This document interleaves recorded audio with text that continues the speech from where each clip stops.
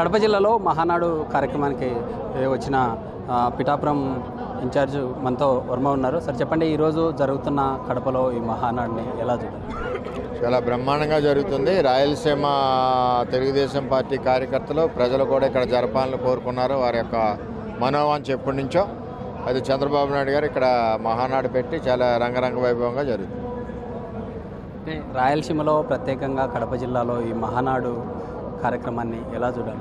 మనం majority seats కొట్టాం. ఇక్కడ పార్టీ బలంగా ఉంది. మరి పార్టీ కార్యకర్తలు ప్రజల మనోభావాలకు అనుగుణంగా పార్టీ నడాలి. అందరి కోరిక ఇక్కడ మహానాడు పెట్టాలి.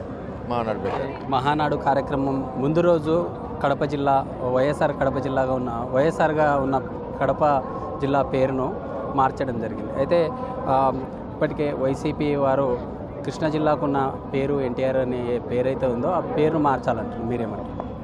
ఇక్కడ ఆ పేరు మార్చమని ప్రజలు అడుగుతున్నారు. నేను కూడా నిన్న మొన్న ఉన్నప్పుడు ఆ పేరు గురించి ఇబ్బంది పడ్డారు.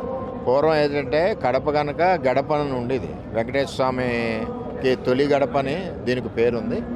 దాంట్లో భాగంగా ప్రజల కోరిక మేరకు ఈ కార్యక్రమం చేయండి. ఈ మహానాడులో ప్రత్యేకంగా యువతకు పెద్దపీట వేసేలాగా ఏదైతే నిర్ణయాలు తీసుకునే అవకాశాలు ఉన్నాయంటున్నారు, నిజంగా అలాంటి సిచ్యువేషన్ ఉంది?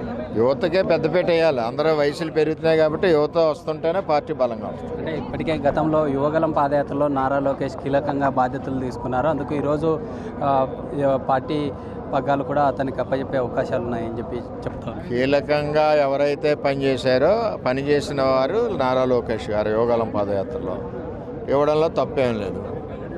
అందరి కోరిక కూడా ఇవ్వాలనే. అయితే కడపలో జరుగుతున్న ఈ మహానాడు కార్యక్రమంలో ఖచ్చితంగా ఈ రాయలసీమ ప్రాంతంలో ఉన్న కడప ప్రాంతంలో చేపట్టిన ఈ మహానాడు కార్యక్రమానికి వచ్చిన వర్మ అయితే రానున్న రోజుల్లో ఖచ్చితంగా యువతకే పెద్దపీట వేస్తారు అంటూ చెప్తున్న పరిస్థితి. వీడియో జర్నలిస్ట్ సుదర్శన్తో శ్రీరామ్, కడప నుంచి.